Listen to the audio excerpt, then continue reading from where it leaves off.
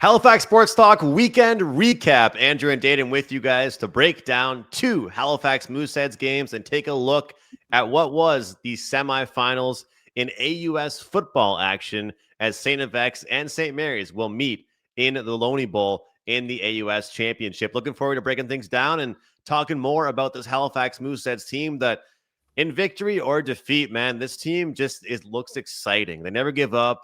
They got a lot of goal scorers and, not the best ending to their road trip by any means, Daeden, but this team is just fun to watch right now. They're definitely fun to watch. Like you said, it wasn't the best ending to the road trip, but they started it off strong. I know we recapped that game against Blainville, a 7-5 win over the top team in the league. And then they go into Rouyn-Noranda a couple nights later, another top team in the Western Conference. Took them to overtime. They didn't win that one like they probably would have hoped, but they did take a point away from that one. So 3 of 6 points this weekend, not the worst thing that could have happened, but I think they would have been hoping for maybe 4 or 5. Absolutely. And, those are the type of games that maybe we've talked about it in the past where you got to try and win a low-scoring, grinded-out game. You can't, especially when you're on a road trip, you can't play first to 5 wins. You can't play first to 6 wins in every single game. They kind of found themselves in that situation as, going over some of the scores here from this road trip. If you're a fan of low-scoring hockey, you didn't have fun. But if you're a fan of high-scoring games, you certainly liked it. So we talked about it before the show, actually. They're going to be on another Quebec road trip in a couple weeks' time. So back-to-back, in the same sort of a couple weeks span when it comes to these road trips out of Quebec. But Rouyn, as you mentioned, we talked about the first one, but playing against Blainville, Rouyn, and then Val-d'Or. The Mooseheads were in every game. That's one thing we can certainly say. They were in every game. What can you tell us about that overtime game? I mean, they battled right until the end, early lead, actually, and then it got cut. But what were your thoughts on that one? Well, like you just alluded to, the early lead, it was good for the Mooseheads, but then come the middle of the second period, it was almost the bullet in the foot for the Mooseheads because it kind of let Rouyn get back into the game. It was 11 minutes and 33 seconds in. They actually chased Alexandre Raymond, so that was good for the Mooseheads. 7 shots. He allowed 3 goals. Kulibiakin, Menson, and McPherson. So that was great. The Mooseheads started exactly how they wanted to. Second game of the road trip after a win. That's perfect. But then they kind of let their foot off the gas a little bit. Rouyn was able to come back in, scored 3 straight, and really dominated until Quinn Kennedy tied it up late. And then when you go to overtime, didn't take very long for Rouyn to end it in overtime. I just really think that you get those 3 goals early, you have to be able to find a way to close it off and just maintain a lead. That's one thing that is tough to do in junior hockey sometimes. Like we alluded to last week, junior hockey creates a lot of mistakes, players making small mistakes that they might not usually make, leading to chances for the other team, and that's a little bit what happened here in Rouyn. So, yeah, the Mooseheads probably would have liked a redo if there was a redo button on that one.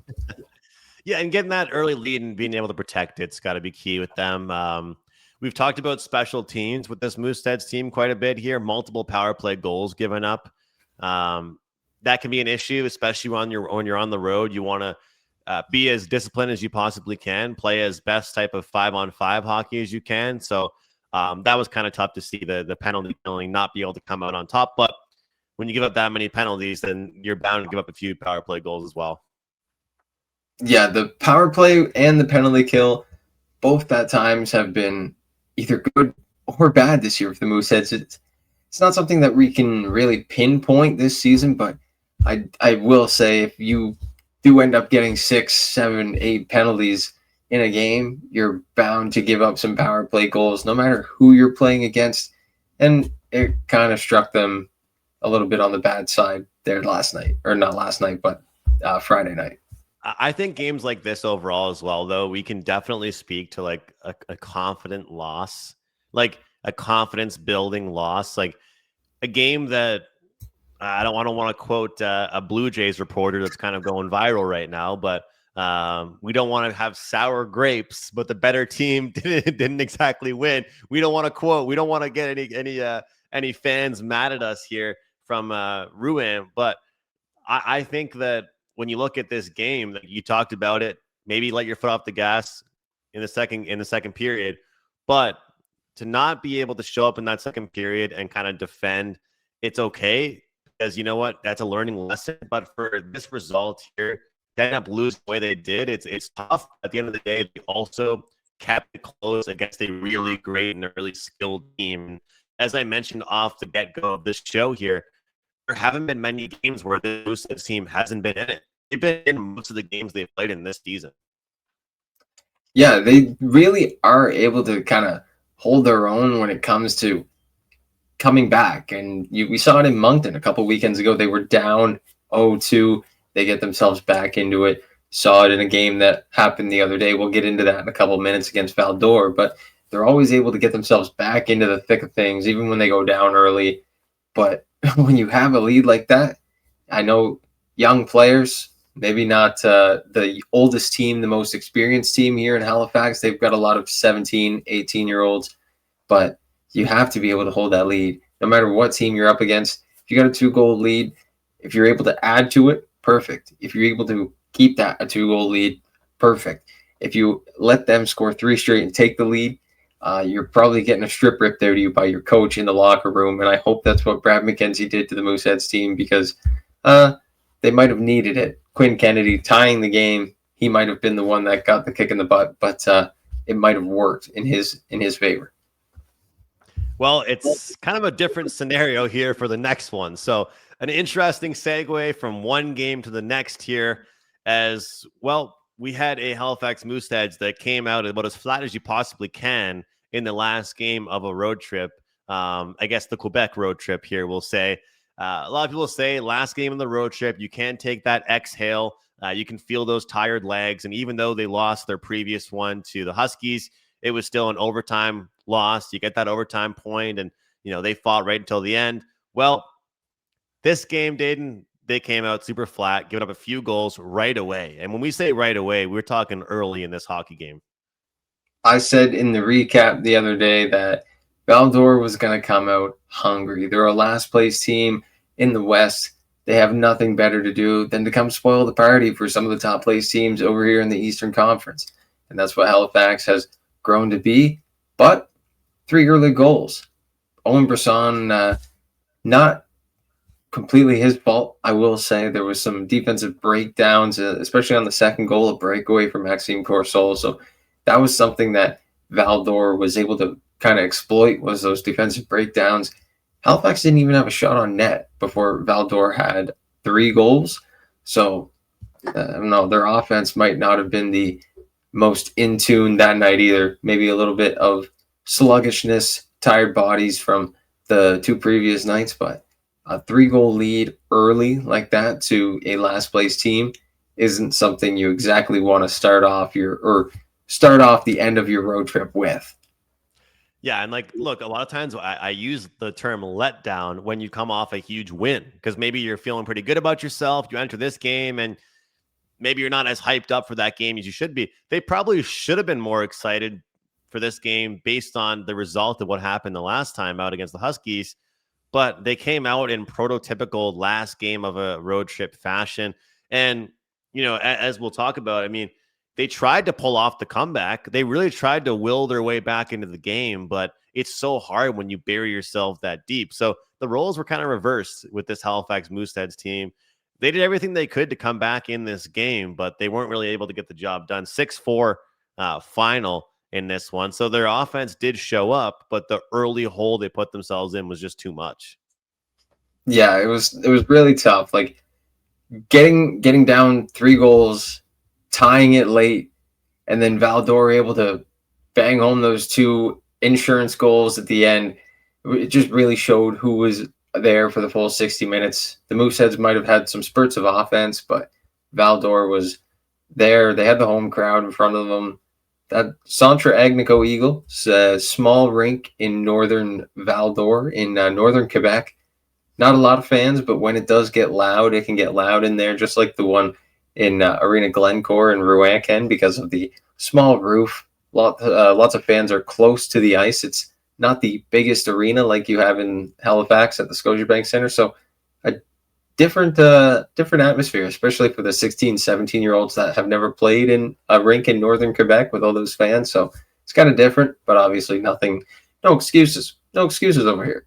No excuses. And again, you really tip your cap if we want to find some positives out of it, though. Again, I keep talking about it, but this Mooseheads team hasn't exactly been buried by any teams. Like they haven't really had a game overall where a coach is going to come in throwing the clipboard around. It's going to be more so they've had some periods that you can't be proud of, but overall 60 minutes, we're not out here celebrating losses. Don't get me wrong here, folks. Like I'm not making excuses for this team, but I am a little bit impressed by how they were able to come back, keep the offense going. They didn't fold. They didn't bend over and lose this game 5-1, 4-0, whatever it was. Like they came back and they were able to put up 4. But I think the real key to this weekend recap for the Halifax Mooseheads is when you hear a commentator or coaches say, we want to play a real solid road game.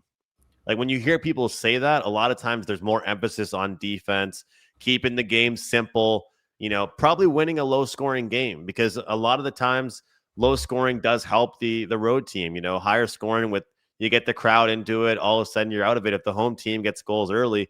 And it's pretty much exactly what happened with Val-d'Or. So don't get me wrong. I'm not trying to pat the Mooseheads on the back for losing games here, but I can respect that they've been in every game they've played in. Yeah, it's definitely something to kind of, like you said, give them a tap on the back for. They are a younger team, so obviously they're not going to be able to win every single game this season. I just want to take a look at the QMJHL standings real quick. Let me pull these up. I know the Mooseheads were sitting in second place last week.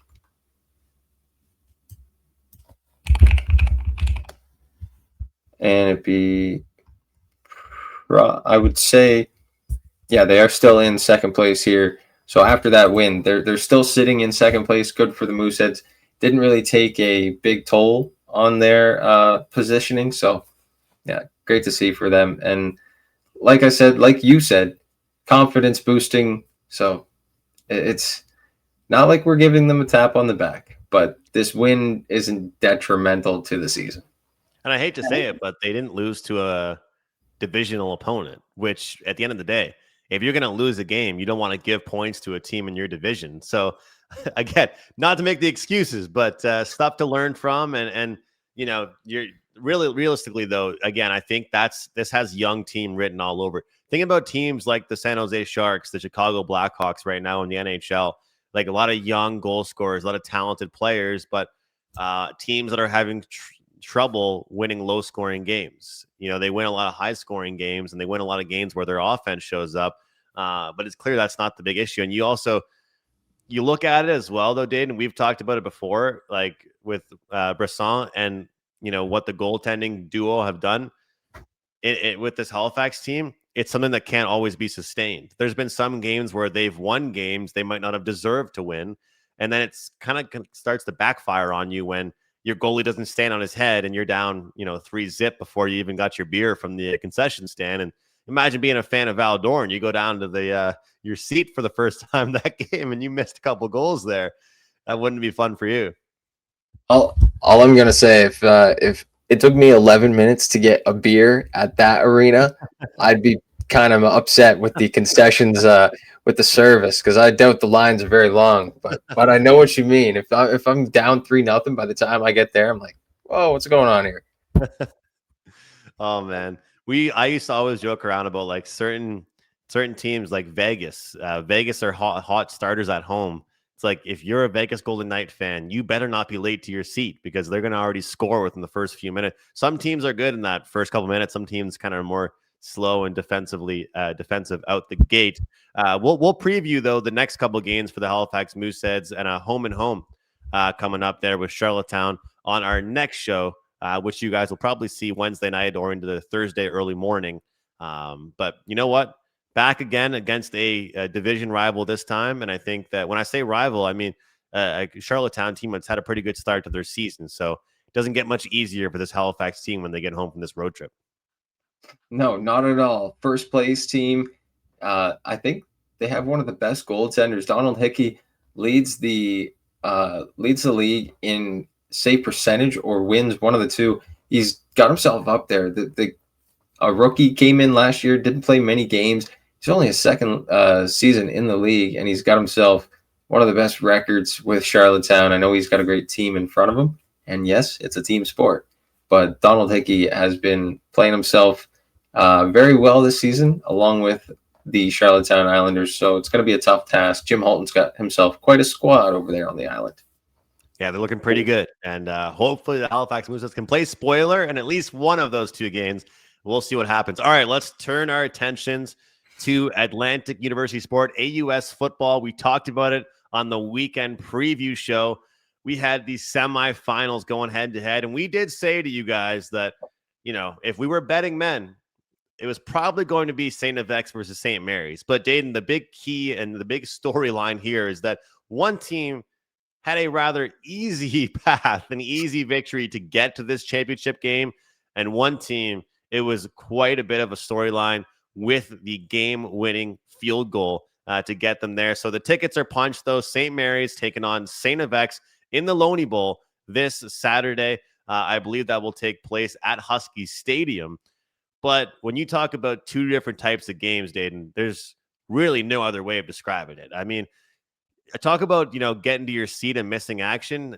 I think there's probably was about half as many people at Husky Stadium at around the second quarter than there were in the first quarter, because people realized that was going to be just a blowout and not even worth watching. I hate to be critical, but looking at these stats, looking at the numbers, I mean, it seemed like it was just a one-way ball game. We look at St. FX against Bishops. That was a game that was back and forth all game long. We saw a game-winning field goal. So talk about two different types of teams and mindsets going into a championship game. And when I go to you for any thoughts you have here, I'm going to say this. Is it one type of thing that we can look at, though, when you want to say maybe this team is more battle-tested? St. FX at least coming off a little bit of adversity. Momentum rides with St. Mary's right now because they just demolished their team they played. But you got to think St. FX at least has been a little bit more battle-tested. I hate to bring this up this soon, but look at a battle-tested team that's been there, done that. The Toronto Blue Jays, they just went to 7 with a team that was just there last year. That stinks. And where were the St. Mary's Huskies? They were here last year. So for me, the Huskies, I look at it. Malik Williams even said, I'll pull up the graphic. Malik Williams said they know where they've been, knowing what happened last year. We're all just dialed in. We just got to stay locked in. We're all like a brotherhood at the end of the day. We all want that championship. And they were all there last year. They know what has to be done now to fix what didn't happen last year. And I really just think that extra, 60 minutes of football, what be it, that St. Mary's or that St. FX had to play against Bishops, a close game at that, might take a little bit of toll on their bodies. St. Mary's able to cruise to the finish line after a couple of plays by Malik Williams himself. Also earned himself Athlete of the Week from the Huskies, so props to him. I think it'll be a cruise to the finish line. Maybe not so easy, but I think it will be a St. Mary's win here. If I was a betting man and giving you a final score prediction, wouldn't know what to say, but I will give you a St. Mary's win. St. Mary's win. All right, that's the official prediction. And just looking at this game, we got to say 31-0 St. Mary's over Acadia. And the big thing for me is looking at the rushing yards, 244 rushing yards for St. Mary's.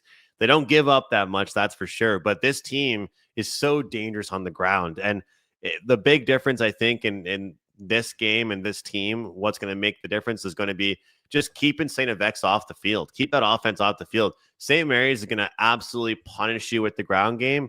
And sure, it milks the clock.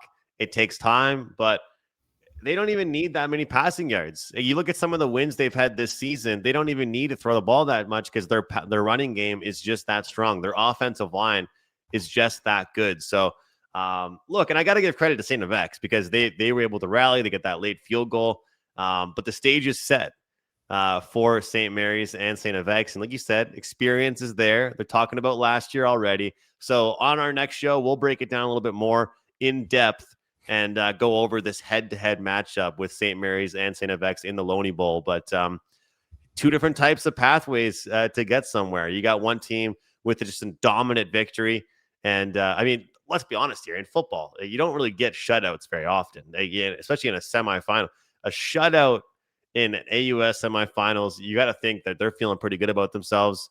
So we'll see. I mean, what are we more impressed with right now? The offense or the defense of this St. Mary's team? And obviously the defense only giving up that many passing yards. I think it was 57 passing yards. Like what's the deal here? I mean, this was just pure dominance from the St. Mary's Huskies. So we'll see what ends up being the storyline, but we'll talk about it. We'll look more into it. We'll try and get some more quotes for you guys, but this is going to be quite the game, St. FX versus St. Mary's. Yeah, and it might be a quarterback matchup. You just talked about the defense, but Silas Fagnan, St. FX quarterback, was able to put up 234 passing yards in that game against Bishops. He's able to throw the ball, and he's got an arm on him. I don't know if this is going to be a defensive battle because of the points that we know the points that these teams are able to put up. But where it's going to be a championship game going into another championship game, the winner of this moving on to play the winner of the RSEQ, hosting the winner of the RSEQ. Don't know if they're going to be changing their game styles for a little bit more of an offensive RSEQ team, because we know the talent that teams like Laval and guys like that, McGill as well, sometimes can hold. But yeah, it'll be interesting to see. I still think St. FX has a little bit of a mountain to climb, but we'll see. Gonna need some explosive plays. And I honestly believe St. FX is gonna have to just limit those run plays for St. Mary's, because if they can punish you with the ground game, it's gonna be real tough for them to control the line of scrimmage is gonna be the battle. And I just think that right now, you talked about the QB position for St. FX, but I think that right now for St. Mary's, they have so much help on the ground game that they don't even need explosive plays in the air. That's the big difference, and that's Canadian football for you. With the 3-down game, you got a good running back and make a world of a difference. But we'll touch on it more on our next show, preview these teams, look at some head-to-heads in the history, and go more in details on the players that we think will be key going into this Loney Bowl championship AUS football game, as it should be a great one. Hopefully a lot of you guys get out to watch this game. It's going to be awesome. I think the city will get around to watch it. And hopefully we get a close one. That's all I want is a close. I'm not cheering for any team. I want a close game here, not a 31-0 game. I thought about going to that game on the weekend. I'm happy I didn't go to it. 31-0. But guys, that's it for your recap of the weekend. Halifax Mooseheads, although a tough ending to their road trip in Quebec, still showing lots of promise for a very young team, putting goals up on the board. Next up, they have a home-and-home with the Charlottetown Islanders, which we'll discuss on our next show. So guys, make sure you're liking and subscribing, commenting on all of our videos. Daeden continues to do a great job on his post-game shows. If you miss a Halifax Mooseheads game and you want some information, you want some opinions, a hot take or two, Daeden's got that for you. And they're nice and short and sweet, but they cover a lot of great stuff. So thanks for watching, guys. We'll see you next time right here, the Halifax Sports Talk.